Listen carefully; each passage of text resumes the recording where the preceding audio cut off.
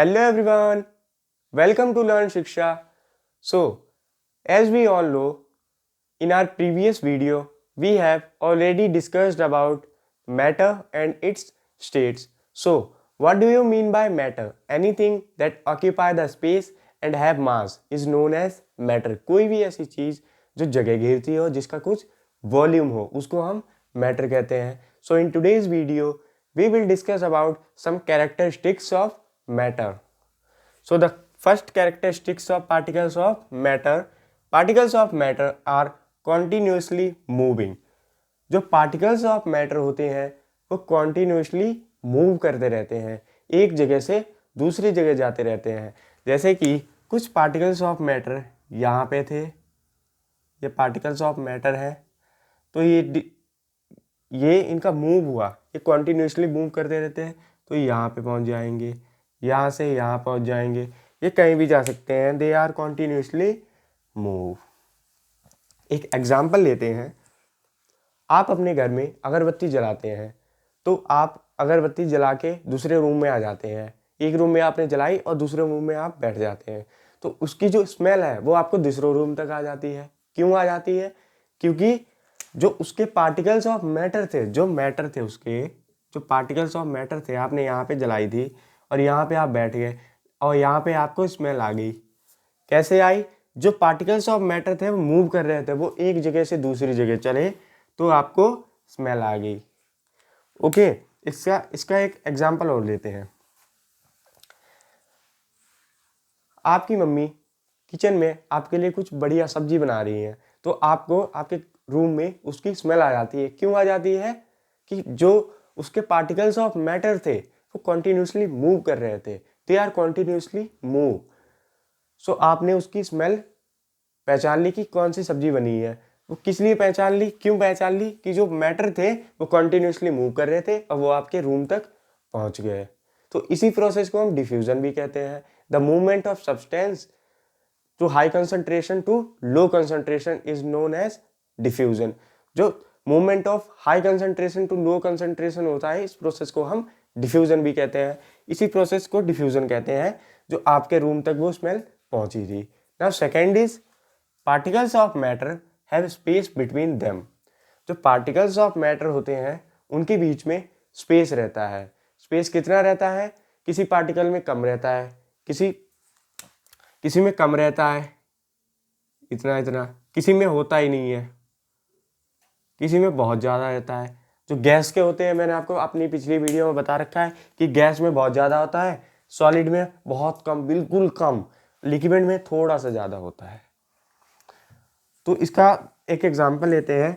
आप अपने घर में एक ग्लास लीजिए, इसका आप एक्सपेरिमेंट भी कर सकते हैं. ग्लास लीजिए, इसके अंदर आप वाटर फिल कर दीजिए. Now add sugar. इसके अंदर शुगर ऐड कर दी, तो इसका जो वॉल्यूम पहले था वही वॉल्यूम शुगर को ऐड करने के बाद भी होगा. क्यों होगा? क्योंकि particles of matter have space between them. जो पार्टिकल्स ऑफ मैटर थे इस ग्लास के अंदर, वाटर के अंदर, उनके बीच में जो स्पेस था और उस स्पेस को कवर कर दिया शुगर ने.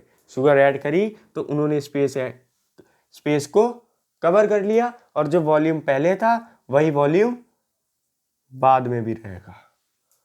तो ये है particles of matter have space between them, कि जितना वॉल्यूम उसका पहले था उतना ही बाद में रहेगा, क्योंकि they have space between them. उनके पास जो पार्टिकल्स ऑफ मैटर है उनके पास स्पेस रहता है, उनके बीच में स्पेस रहता है. ना third is particles of matter attract each other. अब ये क्या है कि जो पार्टिकल्स ऑफ मैटर होते हैं वो एक दूसरे को अट्रैक्ट करते हैं due to force of attraction. कैसे? एक आप चौक लीजिए, इसको आप ऐसे तोड़ दीजिए. आपने इसको तोड़ दिया, अब आप कहेंगे ये तो टूट गई.